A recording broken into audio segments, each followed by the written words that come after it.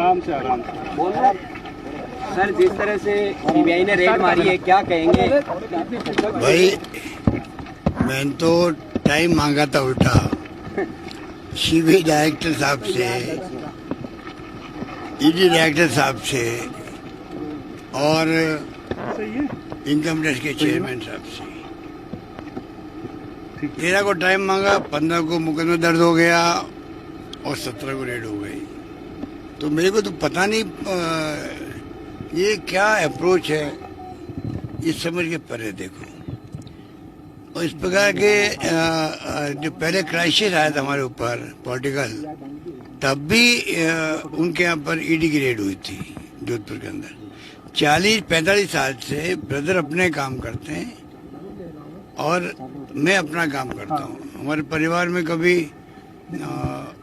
System कभी रहा ही नहीं और मैं इतना अपना आपको इन्वॉल्व रखा राजनीति के अंदर कि घर में भी शादी ब्याह होते तो मैं वर्कर की तरह जाता हूँ। अब मैं अगर दिल्ली में एक्टिव हूँ या मैं राहुल गांधी जी के इस मोमेंट में मैंने भाग लिया, तो उसका बदला भाई से क्यों लिया जाता है? क्राइसिस सरकार पे आया था यहाँ पर जयपुर में, तब ईडी की रेड वहाँ हो गई, जबकि उनको कोई संबंध ही नहीं है राजनीति से। उनके परिवार में कोई भी परिवार के सदस्य राजनीति में है ही नहीं।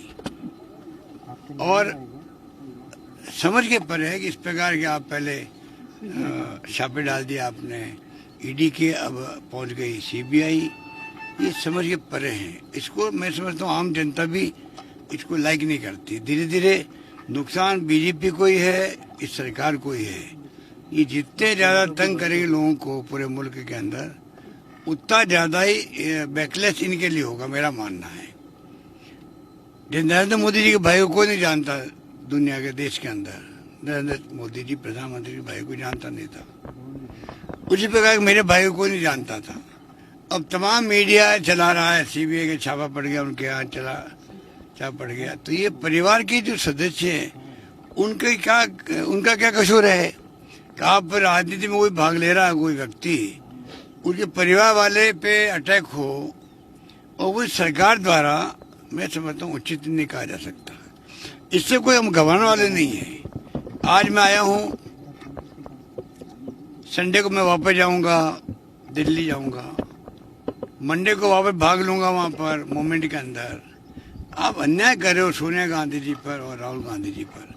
हम बार बार कह रहे हैं कि वो नॉन प्रॉफिटेबल कंपनी है, वहाँ का 1 रुपया भी सोनिया गांधी जी राहुल गांधी जी नहीं ले सकते हैं चाहते हुए भी। तो जब आप प्रॉफिट ले नहीं सकते उसके अंदर, तो मनी लॉन्ड्रिंग कैसे हो गई ये बताए? तब भी तंग किया जा रहा है। तो ये पूरा देश देख रहा है, इसीलिए लोगों में आक्रोश भी है। कार्यकर्ताओं में भी बहुत भयंकर आक्रोश पैदा हुआ, इसलिए लोग दिल्ली तक आ रहे हैं। और मैं समझता हूँ कि ये ध्यान डाइवर्ट करने के लिए, देखिए आप, महंगाई बड़ा मुद्दा है, बहुत भारी मुद्दा है, बेरोजगारी बहुत बड़ा मुद्दा है, तनाव है गांव-गांव में। मैं बार बार कहता हूँ, लोग समझ नहीं पा रहे हैं कि हिंदू मुसलमानों के बीच में इतनी बड़ी दरार हो गई है, अविश्वास हो गया। पता नहीं जिसका बस चलेगा वो अटैक नहीं कर दे हमारे ऊपर। जिसकी संख्या कम होती है वो ज्यादा डरता है, चाहे वो हिंदू हो चाहे मुस्लिम हो। क्या ये देश हित में है? क्या देश इस प्रकार विकास कर पाएगा क्या जब आप अशांति रहेगी, तनाव रहेगा? तो प्रेम, भाईचारा, आपस में मोहब्बत होनी चाहिए। हिंसा को बर्दाश्त नहीं करेंगे। प्रधानमंत्री जी को हम रिक्वेस्ट करें कहने के लिए, मैंने तो हाथ जोड़ दिए प्रधानमंत्री को। मैं हाथ जोड़ता हूं कि आप अभी जो माहौल देश में बन गया है, कारणों मत जाओ, मान लीजिए नहीं जाना चाहते नहीं जाए, पर कम से कम उनको अपील करनी चाहिए कि मैं चाहूंगा देश में शांति, भाईचारा, प्यार मोहब्बत से सब रहे और हिंसा को हम बर्दाश्त नहीं करेंगे। ये प्रधानमंत्री जी को कहने में क्या ऐतराज है?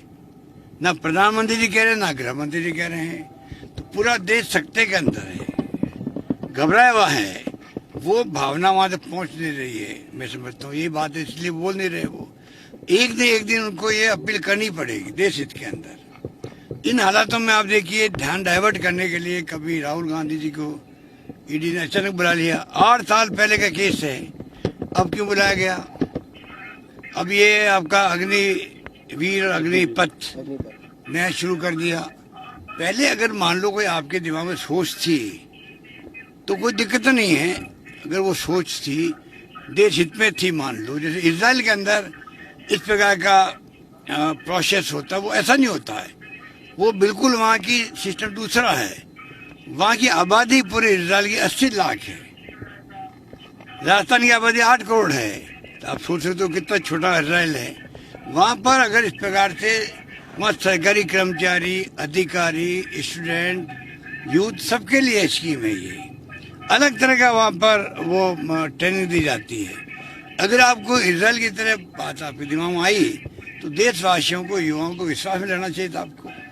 अचानक आपने जो लोग इंतजार कर रहे थे लाखों लोग नौकरी का, उसकी बजाय आपने थोप दिया उनके ऊपर अग्निपथ और अग्निवीर।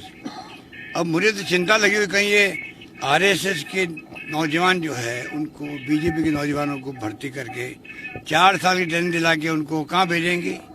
वहाँ इधर में इसकी बनी हुई पूरी उनकी, वहाँ नौकरियों की कमी नहीं है, वहाँ पावर की, मैन पावर की कमी है। हमारे यहाँ मैन पावर की कमी नहीं है, नौकरियों की कमी है। उल्टा मामला है हमारे देश के अंदर। तो आप इजराइल से कंपेयर नहीं कर सकते हो। हमारी नौकरी है ही नहीं और लोग बेरोजगार बहुत ज़्यादा है, वहाँ उल्टा मामला है। नौकरी हैं पर व्यक्ति नहीं मिल रहा, वहाँ पर आदमी नहीं मिल पा रहा है। इसलिए उन्होंने एक सिस्टम बना रखा है। यहाँ जो ये ध्यान डाइवर्ट करने के लिए महंगाई, बेरोजगारी, टेंशन, हमारे को ब्लेम नहीं आए, इसलिए आपने सगुब छोड़ दिए नए और उसी में पूरा देश जो है, पूरा मीडिया उसमें लग गया है। तो ये तमाम बातें हमारे सामने हैं और मैं इतना ही कहना चाहूँगा कि ये जो हरकतें हो रही इनकी, ये इनके लिए भारी पड़ेगी। मैं कह सकता हूँ भाई के बहाने अशोक गहलोत को डराने धमकाने की कोशिश हो रही है। भाई के बहाने अशोक गहलोत को डराने 50 साल से मैं राजनीति कर रहा हूँ, क्या तो डराएंगे धमकाएंगे।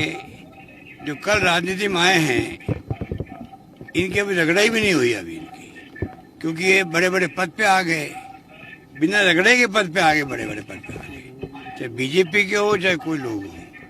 इनको एनएसयूआई, यूथ कांग्रेस, हमारे लोग आते हैं तो रगड़ाई पूरी होती है उनकी, तब नेता बनता है। इनकी पार्टी में भी कई लोग आ गए, ऊपर से अचानक आ गए हैं और सरकारें आ गई मोदी जी के नाम पे, बड़े बड़े पद पे आ गए। पर जो रगड़ाई होती है, जिस प्रकार से ग्रूमिंग होती है, रगड़े का मतलब ग्रूमिंग है, उसके बाद में वो पद पे प्राप्त करते फिर वो जिम्मेदारी के साथ में बिहेव करता है, वो फिर इस प्रकार की हरकतें नहीं करते हैं।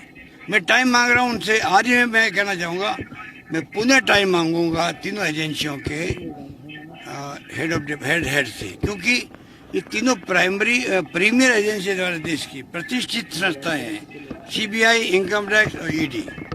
मैं चाहूँगा कि मैं एज ए मुख्यमंत्री, एज ए नागरिक, मैं उनको बताऊँ कि देश में आपके बारे में क्या ओपिनियन बनी हुई है, क्यों बनी हुई है, क्या उनको सुनने में तकलीफ होती है। क्या हम लोग आज मुख्यमंत्री हैं, प्रधानमंत्री हैं, जनता कोई बात कहती है, अच्छी भी लगती है, नहीं भी लगती है, तब भी लोकतंत्र में सुनी जाती है। तो ये तो ब्यूरोक्रेट है, इनको हमारी बात सुननी चाहिए।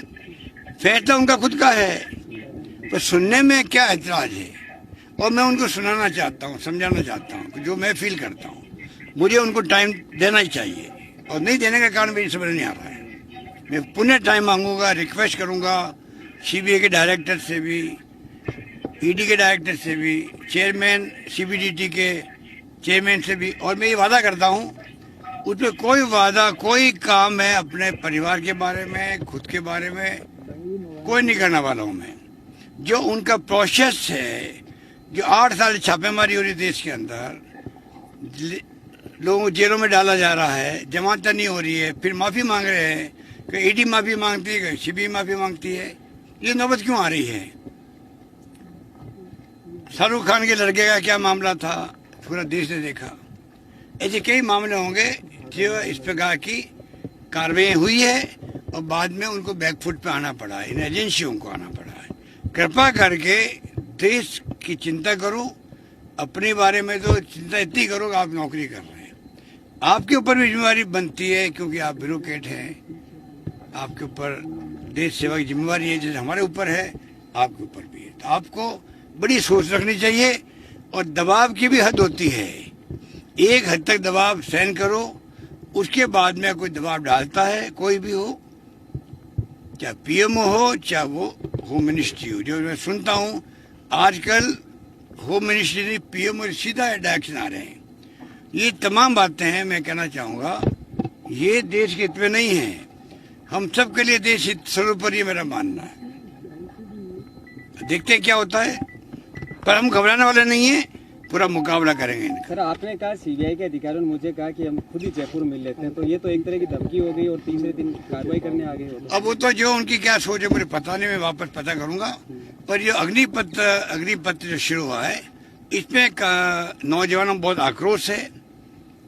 मैं उनसे आह्वान करूंगा कोई उनको आंदोलन करना करे, परंतु हिंसा नहीं करे, मेरा मान उनसे भी रहेगा।